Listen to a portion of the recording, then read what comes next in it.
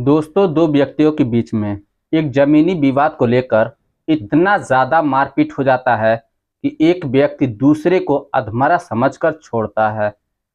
तब वो व्यक्ति प्रतिज्ञा लेता है कि जब तक मैं इसे जान से मार नहीं दूंगा, जब तक मैं इसे कफन नहीं पहना दूंगा, तब तक मैं कपड़ा नहीं पहनूंगा।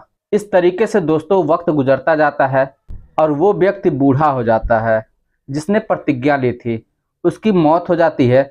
तब उसके बेटे जो होते हैं वो कहते हैं मेरे पिताजी ने प्रतिज्ञा ली थी, वो कभी भी कपड़ा नहीं पहने, तो उनको बिना कपड़े के ही उनका अंतिम संस्कार किया जाएगा। लेकिन जो रिश्तेदार और गांव के लोग होते हैं वो कहते हैं कि ऐसा नहीं हो सकता, किसी को भी हम इस तरीके से अंतिम संस्कार नहीं कर सकते। अभी ये बात हो ही रही थी, तब तक कुछ ऐसा हो जाता है जिसकी कोई कल्पना भी नहीं कर सकता। जी हाँ दोस्तों, जब आप लोग सुनेंगे तो शायद आप लोगों को बहुत हैरानी होगी, इसलिए इस वीडियो को पूरा ज़रूर देखिएगा, क्योंकि वीडियो के अंत में आपको एक बहुत बड़ी सीख मिलने वाली है। तो आइए जानते हैं पूरी घटना इस वीडियो में। लेकिन वीडियो में आगे बढ़ने से पहले बस वही छोटी सी रिक्वेस्ट, वीडियो को लाइक कर दीजिए, चैनल को भी सब्सक्राइब कर दीजिए ताकि मेरा हौसला बढ़ता रहे। दोस्तों, ये सच्ची घटना है उत्तर प्रदेश के प्रतापगढ़ की। वहाँ पे दो व्यक्ति होते हैं, एक का नाम केसरी सिंह होता है और दूसरे का नाम बलवंत सिंह होता है। केसरी सिंह की एक जमीन होती है जिसको बलवंत सिंह बार बार उस जमीन पे आकर विवाद करता और उसे हथियाने की कोशिश करता था। मगर केसरी सिंह जो होता है वो बार बार उसको समझाता है, उसको भगाता है, लेकिन बलवंत नहीं मानता। वो कुछ कुछ समय पर आकर वहां पे अपना जो है डेरा जमाने की कोशिश करता है। एक दिन जो केसरी सिंह होता है वो बहुत ज्यादा नाराज हो जाता है और बलवंत सिंह को कपड़े उतार कर केवल धोती पहने हुए उसको पेड़ से बांधकर इतना मार मारता है, उसकी जान निकलने वाली हो जाती है। उसको अधमरा समझ के छोड़ देता है। वो किसी तरीके से वहां से बच के निकल जाता है। तब बलवंत सिंह एक प्रतिज्ञा लेता है कि जब तक मैं केसरी सिंह को कफन नहीं पहना दूंगा, यानी जब तक मैं इसे जान से नहीं मार दूंगा, तब तक मैं कपड़े नहीं पहनूंगा।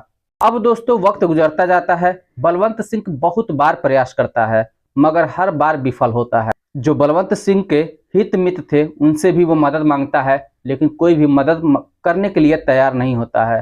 सभी लोग कहते हैं कि यार तूने ये कैसी प्रतिज्ञा ले ली है, किसी को जान से मारना क्या छोटी बात है, और तुम्हारी एक झूठी शान के लिए हम लोग उसको जान से मार दें और खुद जेल में चले जाएं, ऐसा नहीं होगा। इससे अच्छा है हम तुम्हारी दोस्ती ही तोड़ दें, या तो तुम फिर प्रतिज्ञा ही तोड़ दो।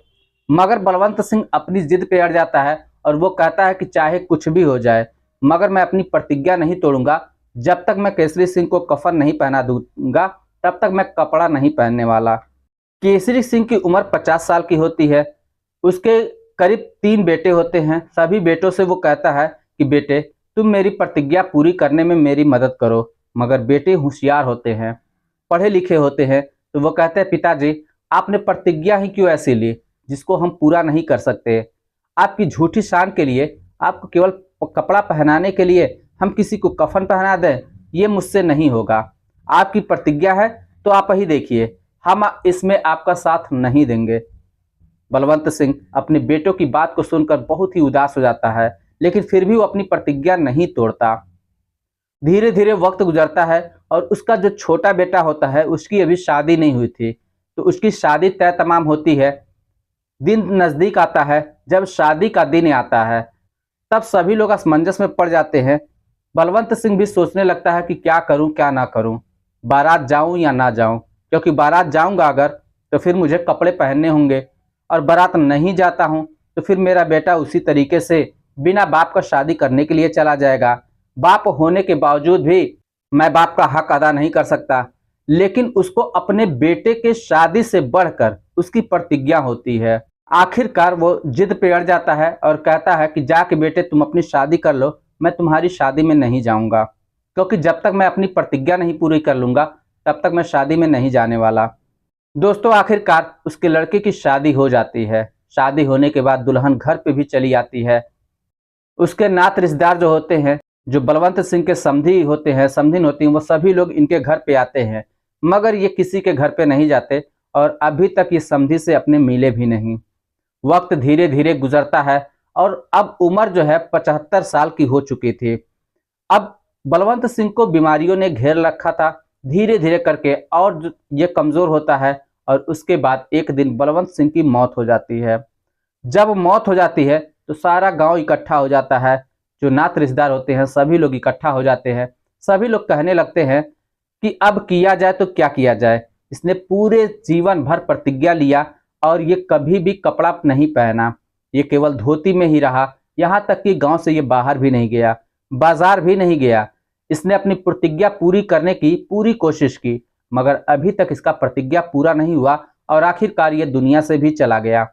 अब इसका क्या किया जाए? क्या इसे कफन पहनाया जाए या फिर नहीं? रिश्तेदार जो होते हैं, गांव के लोग होते हैं, वो सभी लोग कहते हैं कि इसको कफन पहना के ही इसका अंतिम संस्कार किया जाए, क्योंकि दोस्तों यही रीति रिवाज है। लेकिन जो उसके बेटे होते हैं बलवंत सिंह के, वो कहते हैं कि नहीं, मेरे पिताजी ने पूरी जिंदगी जब से प्रतिज्ञा ली तब से इन्होंने कपड़े नहीं पहने, तो आज भी इनको बिना कफन के ही अंतिम संस्कार किया जाएगा।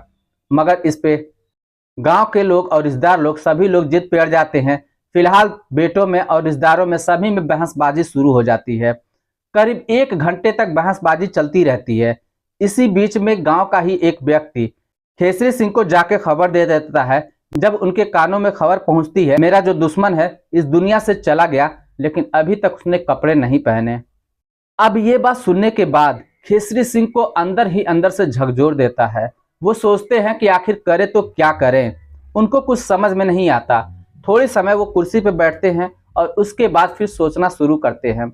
सोचने के बाद एक नतीजे पे पहुंचते हैं और वो एक पैड लेते हैं और उस पे कुछ लिखते हैं कि जो कुछ भी मैं कर रहा हूँ इसका जिम्मेदार केवल मैं हूँ, इसमें किसी का कोई भी हाथ नहीं है, और मेरी अंतिम इच्छा यही है कि बलवंत सिंह को कफन पहनाकर पूरी रीति रिवाज से उसकी अंतिम संस्कार किया जाए। इतना कहने के बाद, जो कि खेसरी सिंह बलवंत सिंह से 3-4 साल बड़े थे, उनके भी शरीर में उतनी ताकत नहीं रह गई थी, लेकिन वो पास में पड़ी पिस्तौल को उठाते हैं और पता नहीं कितने बल से उन्होंने अपने कनपट्टी पे उस पिस्टल को लगाई और धनाक से गोली चला दी। उसके बाद खेसरी सिंह वहीं पे गिरते हैं और गिरने के बाद उनकी भी मौत हो जाती है।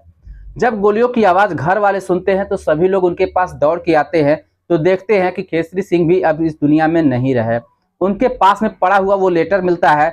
लेटर को जब पढ़ते हैं तो पूरे गांव में शोर मच जाता है कि खेसरी सिंह ने आत्महत्या कर ली। उसके बाद उस लेटर को पढ़ के सुनाया जाता है, जिसमें खेसरी सिंह ने लिखा था कि मेरी अंतिम इच्छा है कि मेरे दुश्मन बलवंत सिंह का भी अंतिम संस्कार पूरे रीति रिवाज के साथ किया जाए। गांव वाले सभी लोग इकट्ठा होते हैं। खेसरी सिंह की भी मैयत को सजाया जाता है, कफन पहनाया जाता है। उधर बलवंत सिंह को भी कफन पहनाया जाता है और दोनों को एक साथ घर से विदा किया जाता है। दोनों को शमशान पहुंचाकर अगल बगल में दोनों की चिताएं जलती हैं। इस तरीके से दोस्तों बलवंत सिंह की प्रतिज्ञा पूरी होती है। खेसरी सिंह ने आत्महत्या करके बलवंत सिंह की प्रतिज्ञा पूरी की। तो दोस्तों ज़माने में ऐसी भी कुछ घटनाएं होती हैं जिन पे यकीन कर पाना मुश्किल है, मगर ऐसी घटनाएं होती रहती हैं और हुई हैं और भविष्य में भी होंगी। मेरी राय में जो खेसरी सिंह थे वो बहुत ही महान व्यक्ति थे। आप लोगों की क्या राय है? आपकी जो भी राय हो आप हमें कमेंट बॉक्स में लिखकर ज़रूर बताइएगा। चलिए फिर मिलते हैं नेक्स्ट वीडियो में, तब तक के लिए जय हिंद।